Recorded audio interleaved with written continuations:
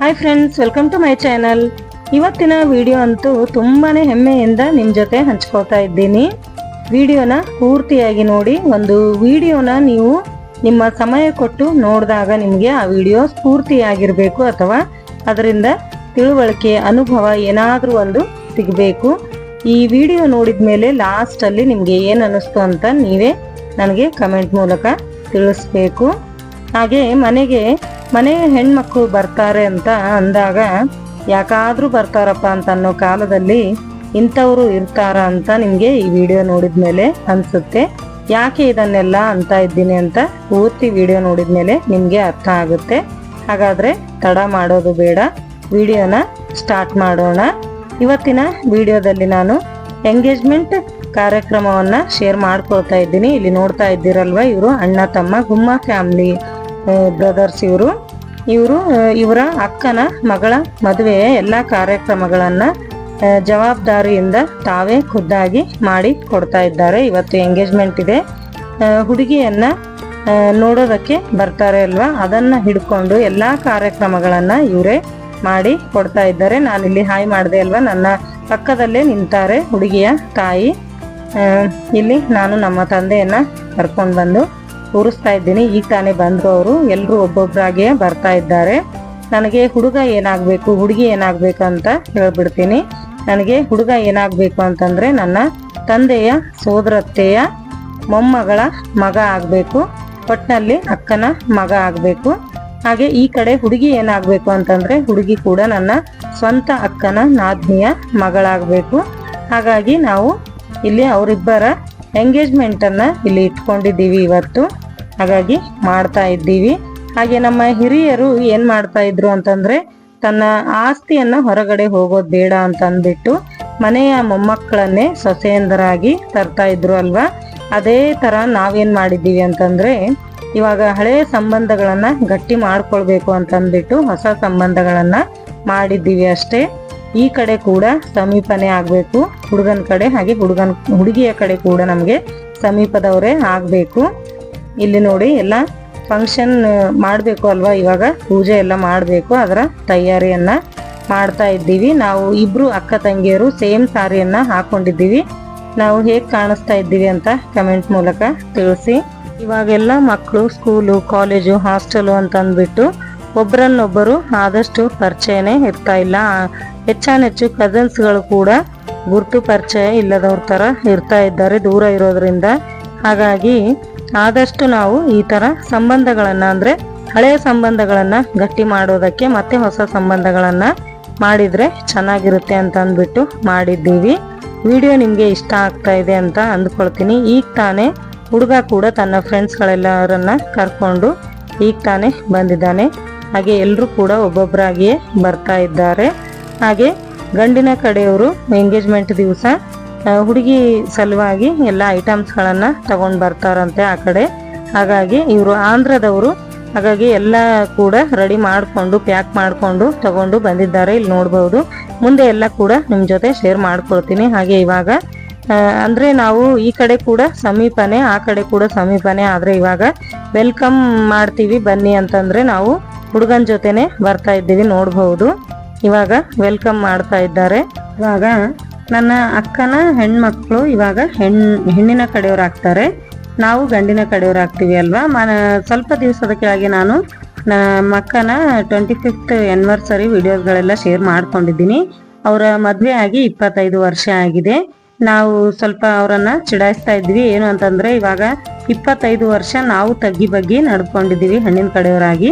ಇವಾಗ ಮತ್ತೆ ನೀವು ಹೆಣ್ಣಿನ ಕಡೆಯವ್ರು ಆಗ್ತಾ ಇದ್ದೀರಾ, ಹಾಗಾಗಿ ನೀವು ನಮ್ಮ ಮುಂದೆ ತಗ್ಗಿ ಬಗ್ಗಿ ಇರಬೇಕು ಅಂತ ಚಿಡಾಯಿಸ್ತಾ ಇದ್ವಿ.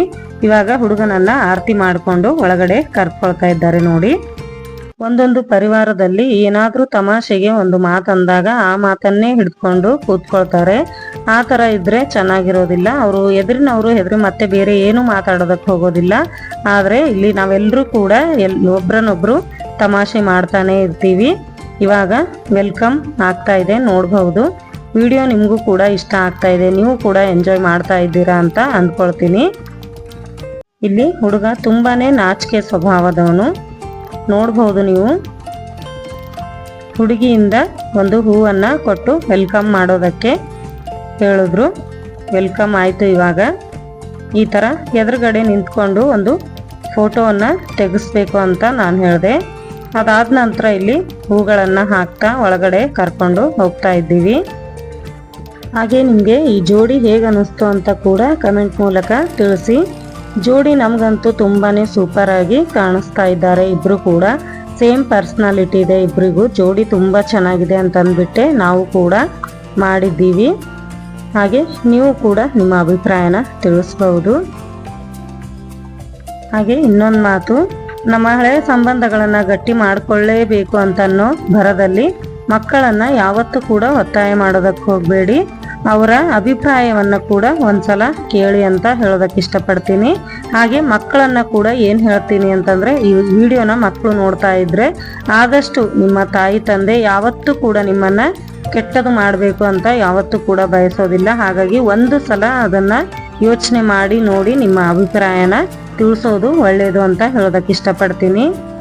ಇಲ್ಲಿ ಹುಡುಗಿಯನ್ನು ಕೊಡೋದಕ್ಕೆ ನೋಡಿ ಎಷ್ಟೊಂದು ಐಟಮ್ಸ್ಗಳನ್ನು ಎಲ್ಲ ಡೆಕೋರೇಷನ್ ಎಲ್ಲ ಮಾಡಿಕೊಂಡು ಪ್ಲೇಟ್ ಎಲ್ಲ ಡೆಕೋರೇಟಿವ್ ಆಗಿ ತಗೊಂಡು ಬಂದಿದ್ದಾರೆ ನೋಡ್ಬೋದು. ಹಾಗಾಗಿ ಇಲ್ಲಿ ಎಲ್ಲವನ್ನು ಕೂಡ ಕರೆಕ್ಟಾಗಿ ಒಂದು ಕಡೆ ಜೋಡಿಸ್ಕೊಳ್ತಾ ಇದ್ದಾರೆ. ನಮ್ಮ ಕಡೆ ಅಂದರೆ ಕರ್ನಾಟಕದಲ್ಲಿ ಈ ಥರ ಎಲ್ಲ ಐಟಮ್ಸ್ಗಳೆಲ್ಲ ಏನು ಒಯ್ಯೋದಿಲ್ಲ. ನಿಮ್ಮ ಕಡೆ ಯಾವ ಥರ ಮಾಡ್ತಾರೆ ಅಂತ ಕಮೆಂಟ್ ಮೂಲಕ ತಿಳಿಸಿ. ಇಲ್ಲಿ ಡ್ರೈ ಫ್ರೂಟ್ಸು ಹಾಗೆ ಪರ್ಸು ಮತ್ತು ಚಾಕ್ಲೇಟ್ಸು ಈ ಥರ ಎಲ್ಲ ಐಟಮ್ಸ್ಗಳನ್ನು ಪ್ಯಾಕ್ ಮಾಡಿಕೊಂಡು ತಗೊಂಡು ಬಂದಿದ್ರು. ಇನ್ನು ಕೆಲವೊಂದು ಐಟಮ್ಸ್ಗಳಿವೆ, ವಿಡಿಯೋದಲ್ಲಿ ನೋಡ್ಬೋದು. ಹಾಗೆ ಇನ್ನೊಂದು ಮಾತು ಏನು ಅಂದರೆ, ನನಗೆ ಅನುಭವ ಆಗಿದ್ದನ್ನು ನಾನು ಹೇಳ್ತಾ ಹೋಗ್ತೀನಿ ಅಷ್ಟೇ.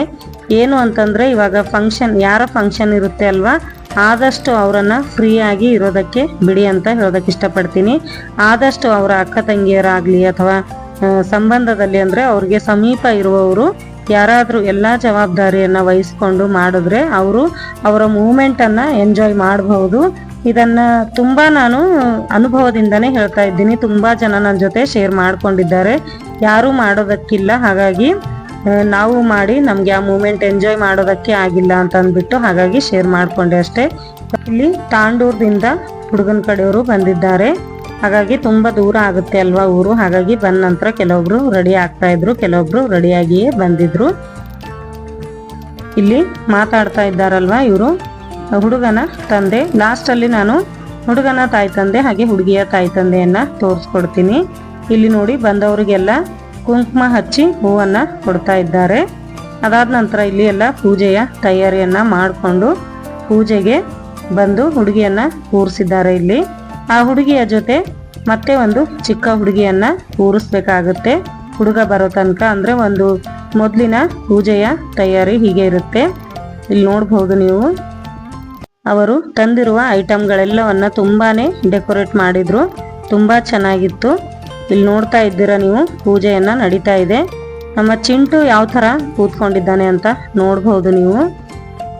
ಅವನು ಕೂಡ ಫಂಕ್ಷನನ್ನು ತುಂಬಾ ಎಂಜಾಯ್ ಮಾಡ್ತಾನೆ ಎಲ್ಲ ಕಡೆ. ಇಲ್ಲಿ ಹುಡುಗಿಯನ್ನು ಬಟ್ಟೆ ಕೊಡ್ತಾ ಇದ್ದಾರೆ. ಇವಾಗ ಹುಡುಗಿ ಹೋಗಿ ಚೇಂಜ್ ಮಾಡಿ ಬರಬೇಕು.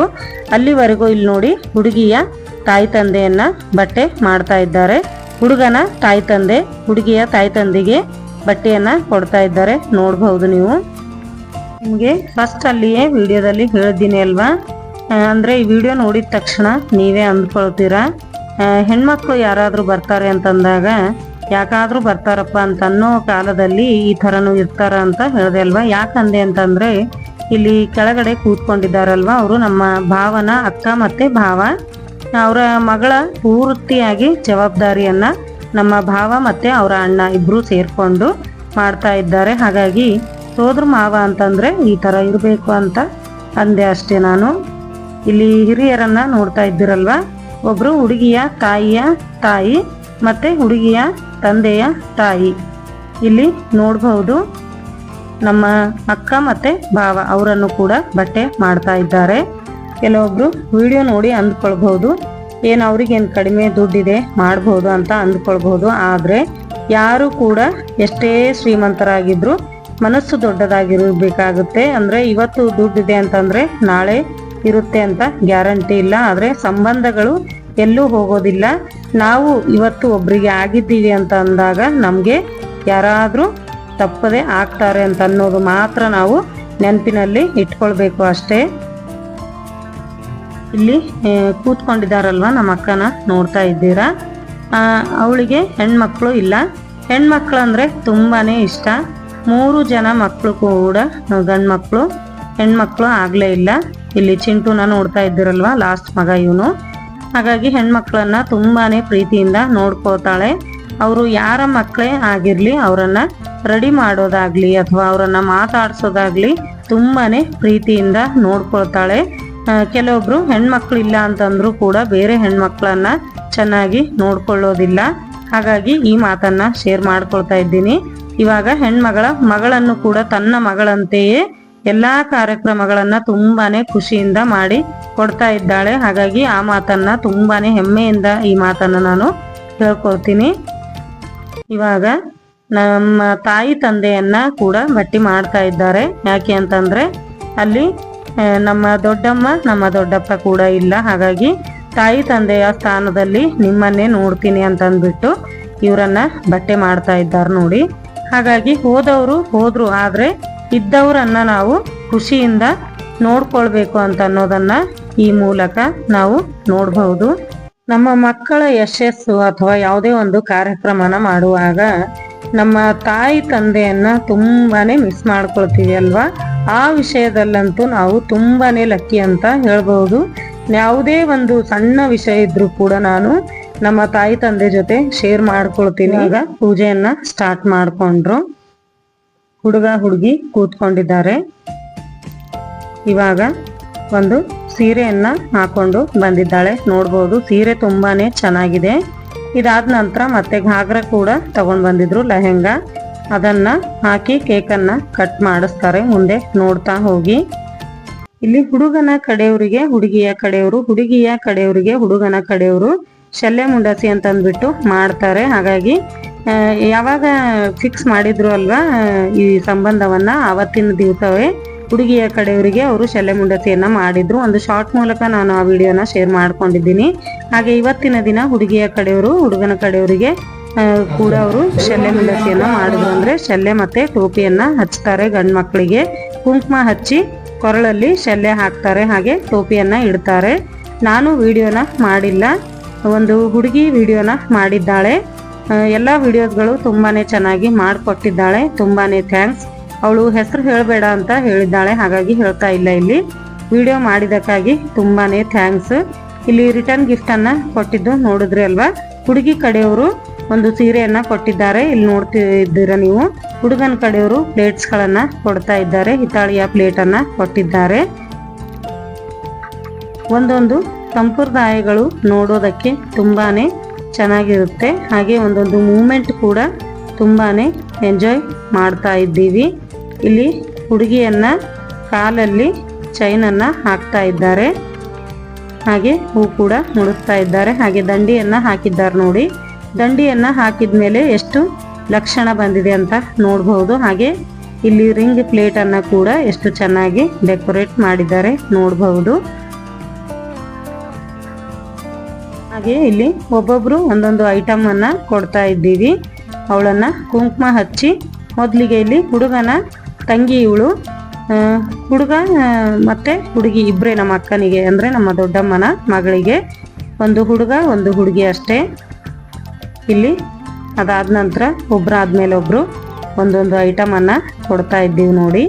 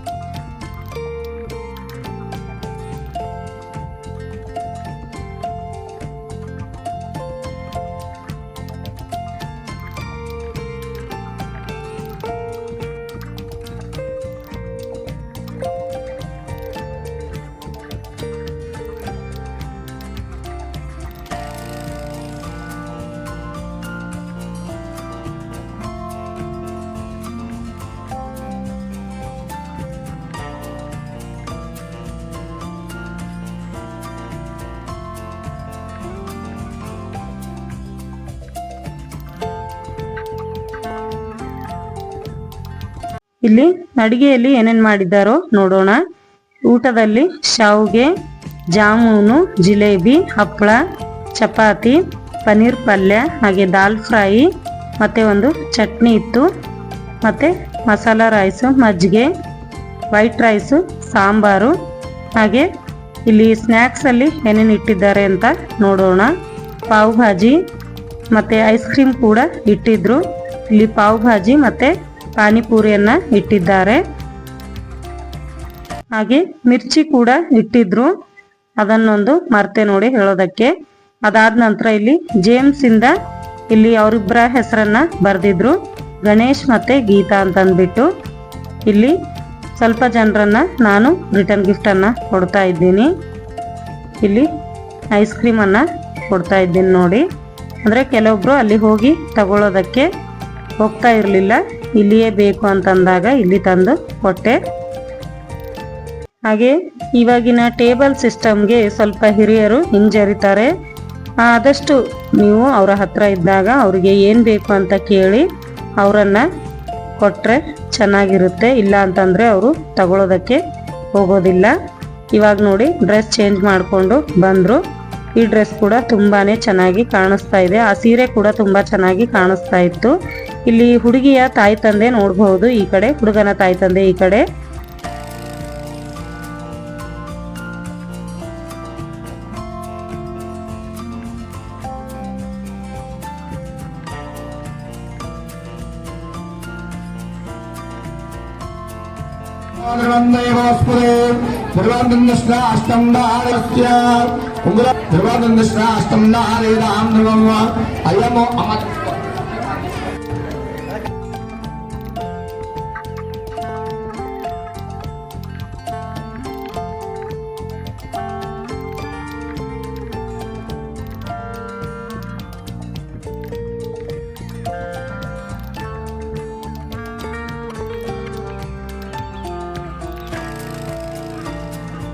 ಒಂದು ಸಲ ಫಂಕ್ಷನ್ ಸ್ಟಾರ್ಟ್ ಆಯಿತು ಅಂತಂದರೆ ಫ್ಯಾಮಿಲಿ ಮೆಂಬರ್ಸು, ಪೇರೆಂಟ್ಸು ಯಾರು ಕೂಡ ಹೋಗಿ ಊಟ ಮಾಡೋದಕ್ಕಾಗೋದಿಲ್ಲ. ಹಾಗಾಗಿ ಆದಷ್ಟು ಮೊದಲೇ ನೀರು ಅಥವಾ ಜ್ಯೂಸು ಅಥವಾ ಒಂದು ಗಂಟೆ ಆಯಿತು ಅಂತಂದರೆ ಮಧ್ಯದಲ್ಲಿ ನೀರು ಅಥವಾ ಜ್ಯೂಸನ್ನು ತಗೊಳ್ತಾ ಇದ್ದರೆ ಲಾಸ್ಟಲ್ಲಿ ಊಟ ಮಾಡೋದಕ್ಕೆ ಏನೂ ಪ್ರಾಬ್ಲಮ್ ಆಗೋದಿಲ್ಲ. ಇಲ್ಲ ಅಂತಂದರೆ ಫುಲ್ಲು ಹೊಟ್ಟೆ ಹಸಿವಾಗಿ ಊಟನೇ ಹೋಗೋದಿಲ್ಲ, ಲಾಸ್ಟಲ್ಲಿ ಪ್ರಾಬ್ಲಮ್ ಆಗುತ್ತೆ. ಹಾಗಾಗಿ ಮಧ್ಯದಲ್ಲಿ ಏನಾದರೂ ತಗೊಳ್ತಾ ಇದ್ದರೆ ಒಳ್ಳೆಯದು. ಹಾಗೆ ಇಲ್ಲಿ ಫ್ಯಾಮಿಲಿ ಫೋಟೋನ ತಗೋತಾ ಇದ್ದಾರೆ. ಫ್ಯಾಮಿಲಿ ಎಷ್ಟು ದೊಡ್ಡದು ಅಷ್ಟು ಹೆಮ್ಮೆ ಇರುತ್ತೆ ಅಲ್ವಾ.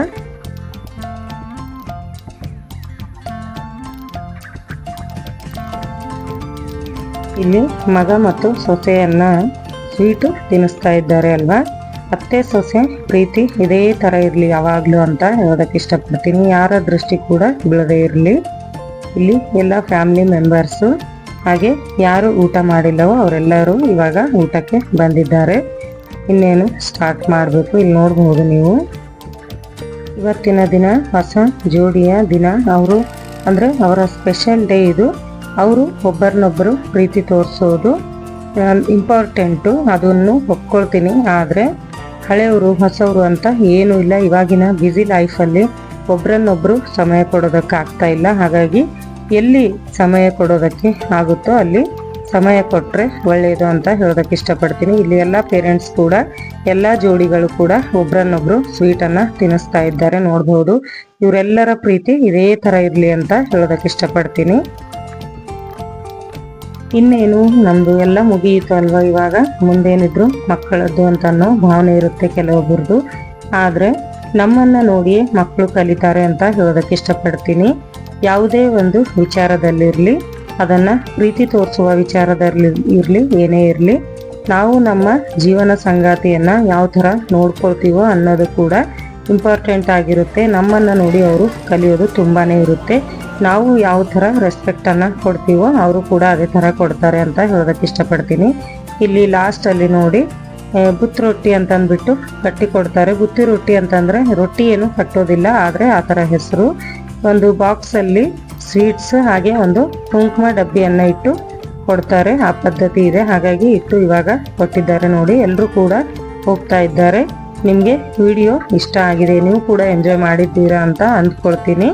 ವಿಡಿಯೋ ಇಷ್ಟ ಆದರೆ ಲೈಕ್ ಮಾಡಿ, ಶೇರ್ ಮಾಡಿ, ಮತ್ತು ನನ್ನ ಚಾನಲನ್ನು ಹಿಂದೆ ನೋಡ್ತಾ ಇದ್ದರೆ ಸಬ್ಸ್ಕ್ರೈಬ್ ಮಾಡಿಕೊಂಡು ನೋಡಿ. ಮತ್ತೆ ಸಿಗ್ತೀನಿ ಮುಂದಿನ ವಿಡಿಯೋದಲ್ಲಿ.